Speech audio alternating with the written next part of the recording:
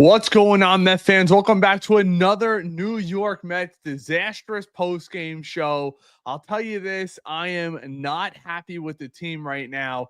I understand there's slumps, there's ups and downs in the baseball season, but everything, Dan, and when I say everything, every little thing is pointing downward for the New York Mets. Now all three of the guys up top are not hitting. Soto gets a base hit. Big deal. You saw, Lindor's trying to get things going, trying to steal a bag over at second base.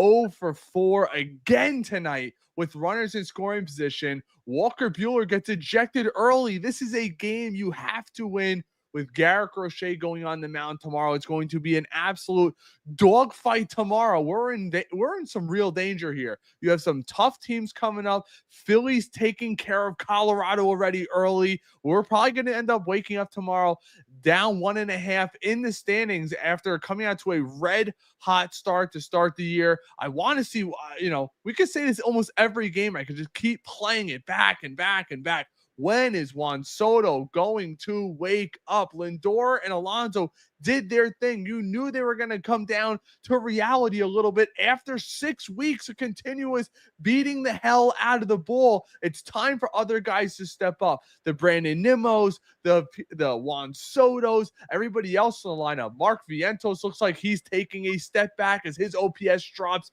well below 700 in the month of May, as today is May 20th. So it's not a small, little tiny sample size. You got to give it up. Clay Holmes gives up those 2 home runs late. He battled, though, with his starting pitching and this pitching staff in general. Max Kranick going out there giving you 2 solid innings. This pitching staff in general deserves way better than what this offense is giving you right now. The 1 through 3 has not been good. It has not been what we expected the 1 through 3 of the New York Mets to be. That, hey, all 3 of these guys are going to be retired by the Mets someday. Some of us think Cooperstown as well. We should be playing like that. And I do got to give Soto some credit. Did have a base hit, but was pedestrian basically every other at bat. Same with Lindor, grounds into a double play. He was shocked by that. I think the Mets are shocked that they're not playing well, but unlike last year, they built themselves a cushion. It's not like you're throwing games away. I don't want to make it sound like I'm saying that, but you do have the ability to not be so gung-ho about a single loss, but now the losses are piling up, and you could see the tension building up, not amongst the fans even, but the team itself. Michael Kay coming out with the report saying that there's tension in the clubhouse. Bob Klappich saying the same thing that we went over the other night. Time and time again, it feels like maybe it is time to get it going. And Isn't it obvious there's tension in the clubhouse? And I don't know why. You're telling me Jose Iglesias, Dan, meant that much to this team that he leaves, and Juan Soto, who's supposed to be a great player, who's played terrible, and if anything, he should be not pouting around, like Michael Kay was saying, pouting around. Right. This fan base has been totally behind him since day one, regardless of the effort that he's been giving, regardless of the results. We've been cheering him on. He's walking around pouting. I'm like, you're a Major League Baseball player. It's not your first time in the league. It's not the first time you face adversity. You need to be better, not only on the field, just your body language in general needs to be better. It causes tension throughout everybody in the organization. That's kind of, the point is that it's Stearns, it's organization. I don't know if it's a witch hunt that Chris Rose is talking about. I get that it looks that way. Soto's not helping his case, right? Last night, totally lying to the media directly to our face. Like, we know you weren't hustling. We saw it. Like, we don't need to be kind of gaslit and made to believe that you're somehow playing above your standards. You're playing way below them. And tonight, too, if he got picked off at second base, for anyone who was watching, where are you going? No idea. Runner in front of you. You can't go anywhere. It doesn't make sense. So I think Soto, he's either trying to be too aggressive, which is probably what's happening. He's trying to prove a point to the Mets fans that, hey, I could be a little aggressive. Let me take a lead off. I can get back. Don't worry about it. Almost got picked off at first base, too, on a back pick. There's multiple instances I think he's trying too hard, but then it's the other side of it where it seems like he doesn't care. So I don't really know what we're dealing with right now, but we're in the middle of the twilight zone. I want to run down some stats, and we'll get to some of your guys' comments. Appreciate you guys showing up. We've been showing up as much as possible for you guys in the chat. As we see this graphic that just came up on SNY. Average with runners in scoring position. The New York Mets with 3 potential MVPs, a top 5 left fielder in the game when healthy in Brandon Nimmo, and Mark Vientos coming off the year he had last year. Runners in scoring position. The New York Mets are hitting 214, 26th in the league, right next to teams like the Colorado Rockies and the Pittsburgh Pirates. Here's what's wild though. Hard hit rate, 45.7. That's the second best in Major League Baseball. Runner runs in an inning, 7 through 9, 83, which is pointless. Walk rate with runners on, 10.5%, which is 6th. But none of that stuff matters. It's all about the runners in scoring position. 214. That is terrible. And I'm going to run through some stats really quick with you right now. And I'm not a crazy believer in batting average, but this just goes to show you where this team is at right now. I cannot believe this. You have 1, 2, 3, 4, 5, 6, 7 out of 9 hitters are 250 or worse. Dan, 250 or worse. Ready? Lindor, 269. Soto, after today, 247. Alonso, 294. Nimmo, 215. Vientos, 236. Jeff McNeil, 245. Alvarez, 250. Brett Beatty, 209. Tyron Taylor, 246.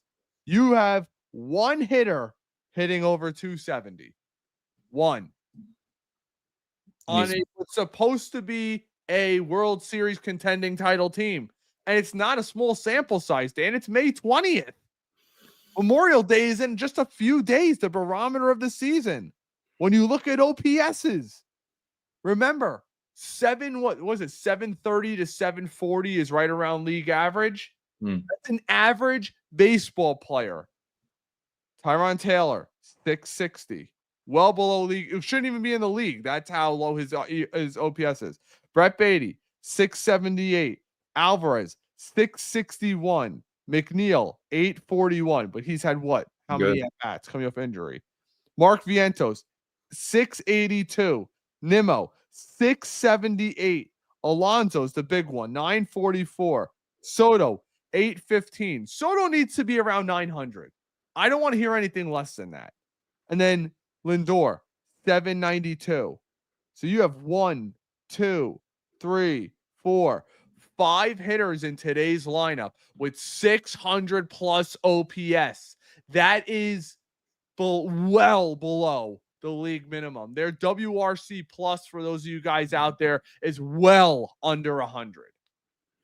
I mean, Dan, maybe you could bring some optimism to this debate or this conversation right now before we go to some of the comments, but we're going through it, man, right now, and it's not fun, and it's at the worst time. You're right. I think one positive is that you do have 4 players above an 800 OPS. Like, whoop-de-doo. It's not amazing, but it, from a guy like McNeil, who we wrote off, he's been unbelievable if we want to really take positives out of it. But other than that, like, the 1 through 3 doing their thing. And Evan Roberts said on the radio today, I found it very interesting. He said he's not touching the 1 through 3 in terms of moving them out of the 1 through 3. He can move the 1 through 3 around. He suggested, which I don't know how you would take akin to this, but Soto leading off, Pete 2, Lindor 3. And I was like, something to think about. But you got to change something, right? And we'll bring up Mauricio in a couple minutes too. I had a home run today. Awesome. But you need a spark. And whether it's him or someone else, this team needs to get something going. And the team's not going to be able to stay afloat for much longer. The lead is now diminished. We don't lead the NL East anymore. So this is put up or shut up time. This is to see what the Mets are made of over the next couple weeks. Man, I'll tell you one thing, Dan. We got some awesome, loyal people in the chat, and some of these comments I will not read on air, but you got the Comedy Central hour is right now, and this is brightening my night. I must say, if you guys want to get involved, head on over to YouTube. This is, I can't. Jose, I can't read that. This is hysterical. All right, let's get to some of your guys' comments. Diddy, this team sucked. Zach fired Chavez. I'm not blaming the hitting coach. You got 3 MVP candidates hitting well below their league average. I'm not going to sit there and blame them. Mendoza got to shake things up from GW from Brandon. This is effing ridiculous. Why the F do Barnes and Chavez still have jobs? They need to be fired years ago. What the freak is this approach? This lineup is too shaken, man. From Diddy again, you shouldn't be losing when other teams only scoring 1 or 2 runs. This is so freaked up. Guys, I'll tell you this. I agree with you. It is total BS. The New York Mets. Think about this. If I were to tell you 3 years ago, our starting staff would be Clay Holmes, Griffin Canning, Kodai Senga, David Peterson, who stunk until last year, the second half, you'd be like, oh, definitely the weakness on this team is 100% their starting pitching, right, Dan? You can't disagree with that. Yep. The fact we can't score runs against teams like Pittsburgh, against guys with 5+ ERAs, it is an issue. And there is definitely something going on in this locker room. And Mendoza's the manager.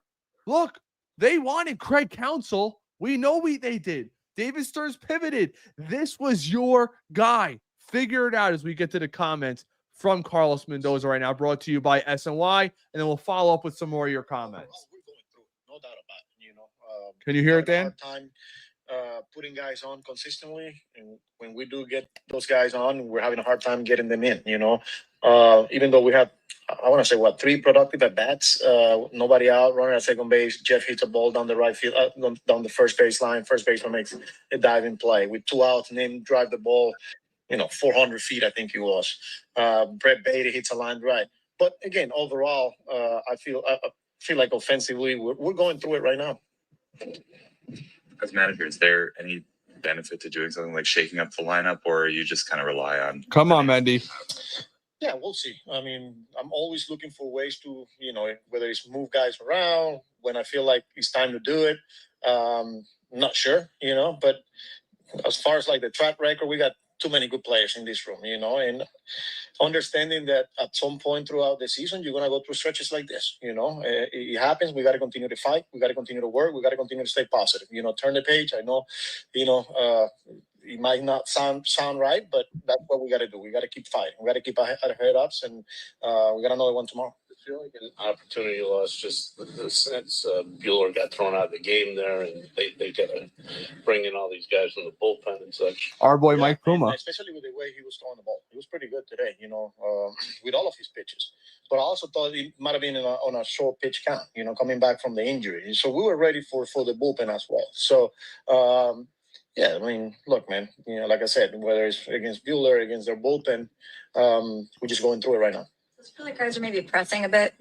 Not really. Not really. I think he just. Oh, come on, Mendy. When you're going 1, 2, 3, and you're not creating traffic, that guy's not pitching from the stretch as much.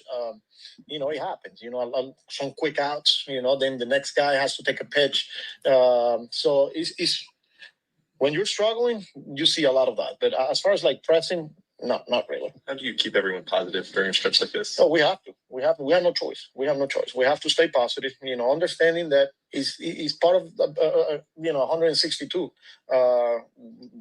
As part of my job, part of our job as a coaching staff, that we got to keep those guys positive, and we got to keep moving forward. What did you see out of Clay Holmes? I thought it was good. I thought the sinker had a lot of movement today, and he kept going to it and making adjustment, just trying to do his best to land it in the strike zone, which he did. I thought the cutter was good. The changeup was good too. I thought it was, overall, he gave us a solid outing. 2 pitches there, the homer for Narvaez. I thought it was in and off the sinker that somehow Devers was slided down in the zone that he hit it out too. So I thought overall he was good. What did you like about his ability to get out of jail? All right, that's pretty much what Mendoza's giving you. Now they're giving you the softball question. 1 second. Gotta let my cat out the room. Yep. Real quick. Go ahead. I didn't like what he said. I agree with 99% of what he said there, but how can you say that we were preparing for Walker Buehler in his, limited capacity coming off an injury, right? They were prepared for that in the third inning for him to get ejected somehow. But he went 6 innings and then 7 innings his past 2 starts. So it's not like he can't go deep into games. I find that very hard to believe. And a lot of the things too, like Mendy just sitting here saying, we got to be better. Like, yeah, but when do you move the lineup around? When do you finally make that decision to move a guy? Have some stones and say, Soto, like, you're not pulling your weight. I'm moving you down to 3. I don't know if he's going to have the what's the cojones to actually move Soto. I don't think it'd be him. To be honest with you, Dan, I think it'd be either Lindor or they'll move Alonso back. But let's be honest. If it's not for Lindor and Alonso, where are we at? You know what I mean? That's how I look at it. And I'm sorry, guys. I love the Mets. I love Todd Zeile. He is brutal on the post game. Absolutely brutal. Zach says also, why does Clay Holmes' home run look like a pop-up? That just keep going out. That's because it's like 320 down left field because of the green monster. That's just what it is. GW says they're going to force David Stearns to make a deal. David Stearns doesn't get forced to do anything. That's why he's got a massive contract. He is not going to act out of turn. Brennan says, how does this approach make any sense? This team can't hit curveballs. I don't know what it is. Andre checks in. Guys, thanks for commenting so much over on YouTube. It helps us with the algorithm.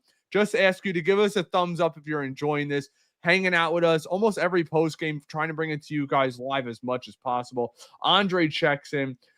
Pete was never going to hit 300. He's crashing back down to who he really is. I agree with you, but let's be honest. We haven't hit a home run in 10 games? Dan, might be longer than that, 11 games? I mean, it's been forever since we hit a home run. I mean, for Mendy to sit there and say guys aren't pressing again, Mendy, this is New York. You should know you're with the Yankees for years. I know you're trying to protect your players, but maybe come out and say, listen, the guys are trying to score runs. It's been difficult for us. We're all well aware of it. Maybe some changes are in order, but we're going to keep grinding through it. You can't say guys are not pressing when they clearly are. It's so clear as day. Frank checks in. No heart in this team right now. What the F with the hair? I guess Lindor's hair. Mendy needs to kick some arse. Soto needs to hear it from his family. Brennan said, I don't want to get into too much family stuff. Who knows what's really real out there? Who knows? It was reported that Juan Soto's traveling on his own private jet, and then they come out with a report. Buster only says that's completely BS. So I honestly don't believe anything that's out there right now, and nor do I care. I don't care if Soto has his own suite. I don't care if he's got his own plane. I care if he's hitting the ball. I don't care if he's playing a great right field. I don't care if he's stealing second or third base. I need him hitting doubles and home runs and get his head out of his butt when it comes to runners in scoring position. Because if anybody's got a gripe, that 214 team average with runners in scoring position, Dan, is mostly Juan Soto. It's not Pete Alonso. It's not Francisco Lindor. It's not Brandon Nimmo. Soto's well under 200 with runners in scoring position. Absolutely unacceptable late May. Yeah, it's definitely not Pete. He's been the best on the team with runners in scoring position.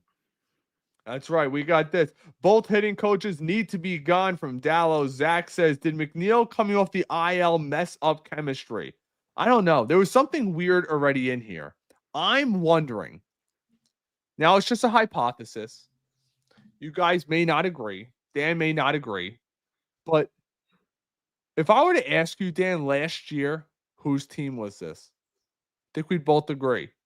Lindor. El Capitan Lindor. The year before, Lindor. The year before that, Lindor. Lindor was the first star brought in by Steve Cohen. Yeah. And I don't know if there's something like this because Juan Soto, Juan Soto wanted out from Judge's shadow, that whole narrative. Obviously, I think Lindor's a good guy, but I'm wondering if Soto, to me, is a little bit more of a gamer than Lindor. Lindor is more of a smile kind of vibes type of guy, which is fine. You can win plenty of games like that, but I'm wondering if these guys are trying to force relationships and rather than have organic things, because think about it. Soto's coming in with the pressure of a massive contract. People go, oh, I want the Juan Soto that the New York Yankees had, which is understandable. But he knew he was only going to be there for 1 year. He's going from place to place to place. I bet you if he was here for 1 year, he'd be way looser. And to think that he is not susceptible from criticism or the harsh realities of carrying a massive contract. Think about it. The press conference, the walking him around Citi Field, the photographs, the fans, the chanting, the sold out spring training games, which has never happened in the history of Clover Field. I was there. You felt it. And now we just have this tweet that just came up from Steve Cohen, the New York Mets owner. Welcome to the ups and downs of the baseball season. This too will pass. Let's go Mets. Dan, let me get your comment on that tweet live. Amazing. That's what a real owner does. He brings light, positivity to the fan base that desperately needs it right now. And 100%, where would we be without Steve Cohen? Where would we be without some of these players that they brought in, the Lindors, what they've done with Pete? Lindor wouldn't be here. Pete would be gone, and Soto would definitely not be here. It really is crazy. And one thing, too, about the whole Soto and liking his teammates, like, I agree. I would love in a perfect world for all of them to get along, but not everybody's going to be Ike Davis and Justin Turner, best friends. That's right. I don't think it has to be that way, too. Like, it would be great. I think it's good for everybody if every Met is, lockstep and going out and doing everything together. But I don't think that's the world we live in. Everybody's so into the phones, into their own personal world. It's a very selfish world we live in. And I get it. Like, Soto has to be selfish himself. He got his money. He can do his thing. He can play his style, but you can't lose who you are. And we could see that. We know who Juan Soto is, and we're not seeing it. So just start hitting and everything will go away. I really like that tweet by Cohen. I was kind of debating it in my head. Do I want him stepping in? But I realized he is one of the more involved owners, regardless if you like it or not. I think he lets David Stearns do what he wants to do, and I appreciate that. You could see that by the sophisticated signings, the Canning Griffins. Believe me, Steve Cohen's not going out there and running through a brick wall for Canning Griffin this past offseason. But it's almost like, guys, listen, we're all well aware of the ups and downs of the season. And look, the Braves had their down right off the bat. They were 10 games under 500. That's why I'm trying to keep some type of level head. Yes, I'm passionate. I bring that fan passion because that's who I am, and I'm not going to change for anybody. People over on X and YouTube, Ray, you got to stop being so negative. I'm negative. I'm positive. I put a lot of money, a lot of time, a lot of effort into this team. So does Dan. I'm just going to wear my heart on my sleeve when it comes to that. And right now, the team is down, but I'll still try to be there. I'm trying to go again this weekend for the Dodgers series. The Dodgers are a little bit down, so hopefully, just hopefully, we can finally wake up. Rel says, what's up, fellas? Goomba checking in as always. How y'all like this one, gentlemen? Not too good. Brennan says, that Cohen tweet has to be a joke. No, I don't think it's a joke at all. I think it was meant in good faith. I really do. Guma says, by Sunday night, we'll be tied with the Braves. Bet that. Anthony says, the truth is, if not for Pete Alonso and Lindor, that is right, my friend. Just fire those two bums as hitting coaches, Dolo says. Will checks in and says, since Terrence isn't playing as much, the offense has totally disappeared. I agree with you, but let's not forget, yesterday, Alvarez was like the only guy hitting on the entire team. The bottom half of the lineup was the ones contributing. After Pete, Goomba says it's 1, 2, 3, 4, 5, 6. Out. Repeat, what a joke. Dolo says Vientos is lost. Then we have this from Andre. One thing is obvious. Vientos will be a permanent DH. Andre, I'll tell you this. That is not true. Vientos might find himself being a permanent DH on another team because he is playing himself right the hell off this team. Let's be real, Dan. I mean, his numbers speak for themselves. Mark Vientos after tonight has a 682 OPS, and he's been playing the entire season. Hell, Dan, against tough righties. He's not even playing against the best of them. That's been Brett Beatty as of late. 882 OPS is not going to cut it. And I'll be honest with you, a 750 OPS in the DH role will not cut it. I think Vientos is going to get another week, maybe to May 31st. And if it's not turned around, I think he's going to get shipped back to Syracuse. I don't even know if he has an option either, does he? He does have an option. I looked it up today. So, yeah, I guess that's a path. That'd be really sad if he gets sent down again. I hope not. But it is. Dan, how long are you giving him? 682 OPS. He is in the bottom 2% of Major League Baseball. He needs to be better. And it's laughable, too, because he plays third base on occasion now. And it's like that's such an offensive needed position. There's a reason why there's not many third basemen in the Hall of Fame, because usually it's a second baseman that goes and plays third, or it's an outfielder that comes and plays third. It's tough to really get that historic third baseman, and the Mets have lacked that. I look at Brett Beatty; he's played the best defense at the hot corner for the New York Mets since David Wright. And how about Alex Bregman, huh? Well, for him. And I will say this, Dan. Think about this. Mark Vientos last year was on a 40 home run pace. Yeah. He's got 5. It's not good. 5. And I mean, he's on pace to hit under 20. Yeah. That's where we're at. He's on pace to have 15 to 17 home runs. That's where we're at. Not saying he can't get hot, but something's got to change. And I got a feeling it might be Vientos, or I think a lot of these fans actually might get what they're looking for, Dan. I think they might move off Chavez. Sometimes firing a coach ignites a flame, and it's one thing if it was 1, 2, 3, even 4 players. It's literally 2/3 of the lineup outside of Lindor and Alonso. Every single player on this team right now is hitting well below their career averages. It's not like you have Nimmo, whose career OPS average is a 760, 770, slightly above average, and all of a sudden he's hitting has a 670 OPS. It's everybody. Vientos, Winker, Marte, even the part-time guys have not contributed to this team the way you would like for them to contribute. And I actually feel bad for Clay Holmes. He had a pretty damn good outing today. 6 innings, 2 runs, 90 pitches, battled through some tough innings.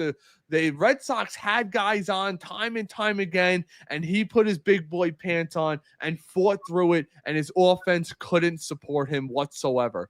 It's just, I'm watching this right now. Bottom of the first, Red Sox got 2 guys on, 1-2 count. He throws that vicious changeup, 4 and out, and then gets Campbell strikeout swinging on a 3-2 count. You go to the 4th inning, he's getting guys out, that filthy slider. I'm watching the highlights here right now. You got Hamilton at the plate, 2-2, and here comes the filthy sinker outside for a strikeout. You go all the way to the 6th.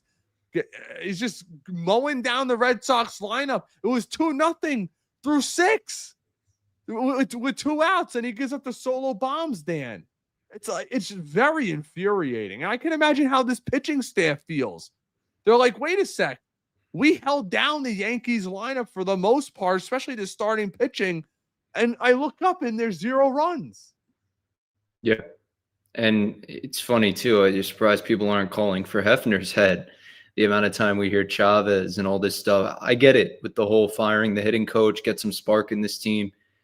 I do think it's premature. I don't think it's necessary. This team is at the point where if you do that, it might even make things worse. I'm going to move my camera really quick. You can keep talking. I think it would be at the point where it'd make things worse if you start firing coaches and stuff. And we're not at that point. Like, it seems like we're at that point, but you got to believe. That's just the classic Mets saying. But also you do have to really believe in this team. They're too good. And I just think it would be a Band-Aid that you're just putting on an open wound that is clearly something needs to be changed. It's not management. I'm not calling for anyone's job to be taken away. But there is an idea that if you do mess things up, there's other things that you could focus on, right? Like Terrence versus Alvarez. It's the number one thing I keep seeing. I read a lot of these Twitter comments all the time. I love to do it. Engaging with you guys is some of the most fun time on the train. Stuff gets me through the day. Let's be honest. Like the Terrence versus Alvarez thing, that's something that you could look at and say, all right, that's a change that I think can be made at this point. I side on Alvarez. I'll always side on that. I think many people do fall victim to the backup quarterback idea where, Tommy DeVito is playing amazing. Maybe he's the future of the New York Giants. That was all a myth. Like, it was real in the moment. It felt real in the moment. And it feels real in the moment that, hey, Torrens might be able to outplay Alvarez. But it's just my personal opinion. Alvarez is 6, and Torrens is 29. So it's not that comparable or far off. You can make them very comparable and say, all right, Torrens could be the future of this team, but Alvarez is the future of this team. I really feel strongly about that. But that's a change that could be made, and that's probably the most common thing that I hear right now. Not Vientos, not Beatty, not McNeil, even though you do see stuff like that all the time.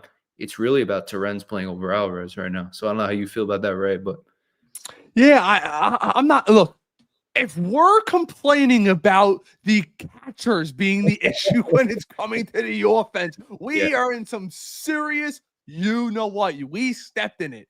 If we're sitting here and complaining about Torrens, Alvarez, how about the first 7 guys in the lineup get their heads out of the black and hitting the ball? Plain and simple. Hit the ball and run. It's like, I feel like we're looking to make every excuse in the book for this team. I'm just not up for it. Right. 2 years ago or last year, I can make the excuse we weren't supposed to be a playoff team. You backed into the playoffs, yada, yada. I don't care.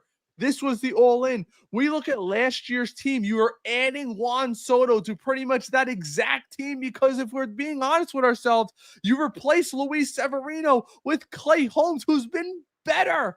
And you're replacing bad guys in the rotation. You're bringing you added Griffin Canning, who's pitched lights out the first 2 months of the season. You're adding a Sean Manaea will be back, but you're adding Kodai Senga back to a team he didn't pitch last year. If anything, this team should be better. And right now, we are better than we were last year, but it's like the vibe is just off. I don't know what's going to wake up. Do we need already a players only meeting already this year? I mean, they're showing the highlights left and right, and it's like runners in scoring position. What's up with that? You can't. How is Mendy going to tell me we're not pressing when we literally cannot score at all with runners in scoring position? You see Brandon Nimmo in the bottom of the second throw that blazing laser to home plate to get the run at home plate. I was thinking in my head, maybe that's what sparks this lineup. And you brought it up a couple days ago, Dan. It's something that I thought was a great point, a little underrated point that I was thinking about over the last little bit. And Zach, thanks for letting me know. Zach, one of our producers here over at Metcast, let me know my camera was off. Well, Zach also let me know Alvarez is 23. Thank you, which is also great. Just you lose track. Yeah. Right, exactly. Travis d'Arnaud developed late. But 2 things I want to bring up. Soto not talking to any of his teammates. I mean, you're watching Pete Alonso destroy the dugout. He's just going through the motions. I got a feeling they don't like each other. And I will say this, from people that I've spoken with that have been in the clubhouse, not this year, but in past years, they say Alonso could be a little bit of an awkward personality to get along with. He takes a little bit to warm up to. Very friendly guy, maybe overtly friendly. Maybe sometimes it rubs people a little bit the wrong way. I think he's a great guy. But how about this? Dan, I went back and looked at some of the highlights from Francisco Alvarez's first year. He had this swag about him. He almost had that Juan Soto aggression that if you throw it in the zone, I'm going to attack it. And I feel like we haven't seen that in 2 years. Where did that go? Where did that confidence go? You don't go from hitting 25 home runs and 400 at-bats, which is a 35 home run pace, to hitting 12 homers over your next 350 at-bats, literally cutting your home run production into a third. And you can't tell me the league is just caught up. When's the last time you've seen Alvarez lift the ball at all? In Washington, that line drive to right field, which everybody thought was going foul. Outside of that, he has 0 pop. Where is it? And again, I don't want to get on the catchers because the catchers, let's be honest, Dan, have been unbelievable defensively, which we screened for years, watching guys like Thomas Nido and Travis d'Arnaud, guys who couldn't reach second base with the ball. And we just screened forever. I don't care if my catcher can't hit. Just throw the runners out. And they're amongst the best in MLB. And now we're complaining about the offense. You can complain about them to me when 1 through 5 starts hitting. I mean, our 1 through 5 over the last 2 weeks has been disastrous, and that's an understatement. And Dan, I'll let you get your comments in on that, and we'll get to some more of your guys' comments. Appreciate you guys as always. Well over 500 people in here. If you're enjoying this content, leave a thumbs up. Give us a sub over on YouTube. That's the best way to support the channel. But go ahead, Dan. Yeah, Alvarez, interesting. It's such an interesting topic. I do think the league did adjust to him. I do think there is a part of that. I know it's frustrating, but also I brought it up to you last night, the injuries. I think that's a real thing. Catching, thumb, that's not the area that you really want to be messing with too much as a catcher, and especially on your catching hand. So I still give him the benefit of the doubt. He's 23 years old. He still has a lot of time to develop. And you don't see catchers like that. Yeah, he's a free swinger. Absolutely. I'm not going to disagree with you there. And it gets him into a lot of trouble sometimes. But I think it comes with that extra added ceiling. You know, it comes with a higher ceiling. And I'd rather the free swinger, Dan, because at least he's going to hit one out every once in a while. It's like he's overthinking up there. And I want to bring up another point, too. How about this? One of the Mets' top outfielding prospects, who's currently 24 years old and will be 25 prior to the end of the season. I've been screaming to have him brought up here. Drew Gilbert, with that base hit earlier today, extends his on-base streak in Syracuse to 24 games in a row. What are we waiting for? Tyron Taylor is a hell of a fourth outfielder. He's got an OPS in like the 650 range. That is like AA. I think Jose Azocar is the Met that I've personally narrowed it down to. I thought it would be Marte, but I think he saved himself just 1 or 2 extra times, gets the double. I still want to have Marte around for the playoffs, but I understand if Marte has to go, but it's a lot tougher to get that, what is it, 15 million probably at this point off the books. So Azocar is the one that I've set my sights on. This guy is good as gone. He doesn't play, and you have the speed. Like, the point of Azocar is, okay, you're an extra outfielder, you're a right-handed bat, and you provide speed. Acuna gives you all of that. I mean, maybe not the outfield as much. Acuna is going to be one of the first ones to get sent down. But Taylor's been unbelievable. I mean, he has really come up. Nobody's really come up big for the Mets, but he's been hitting, and that's all you can ask. He plays a Gold Glove center field.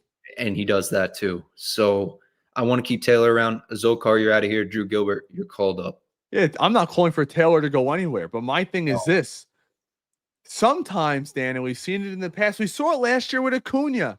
Sometimes you bring up that young juice, the excited rookie, and maybe he'll break. This team's just going through the motions right now. Nobody's fired up. I mean, I watched Soto get his hit. He goes to first base and goes like this, not even paying attention, does his little roll call thing. And I'm like, you know, he's not even like excited. There's no excitement on this team. And I will say this, I'm watching Brandon Nimmo's post game. I don't like to get on Brandon Nimmo at all, but he's laughing it up and joking around. And I don't know, man, the competitor in me just rubs me the wrong way. I'm not blaming Nimmo again, but I see it too much. Like when Soto yesterday's coming out there and saying, "Oh yeah, I'm hustling." Like let's get some more of your comments. Jim checking over on Facebook. Time for a players only meeting. Goomba says they better wake up, or this will be the worst season in franchise history. There's a problem with this lineup. Should not have everyone not hitting. Should be picking each other up, but nothing. Brandon says McNeil is only good because none of the team is performing. That's true, because McNeil's hitting 245 and we're saying how good he is. Whenever the whole team is performing good, he never is. Anthony says the truth is, if it was for Peter Alonso and Lindor, where would it be right now? We'd probably be right where the Braves are, if not worse. Change all catchers, Lewis says over on Facebook. The last chicken nugget. Oh, the last chicken nugget. You never eat it. You never eat it whole. You just take a little nibble. Another nothing but game, bro. That's how I'll leave it at that. Diddy's checking in. Diddy, thanks for checking in, my guy. This is why I never get excited or talk ish when it comes to Mets are doing well. When they got Soto, I've been a fan for almost 40 years, and they have let me down every single one of those years. Look, we've had some nice runs, but I understand what you're saying.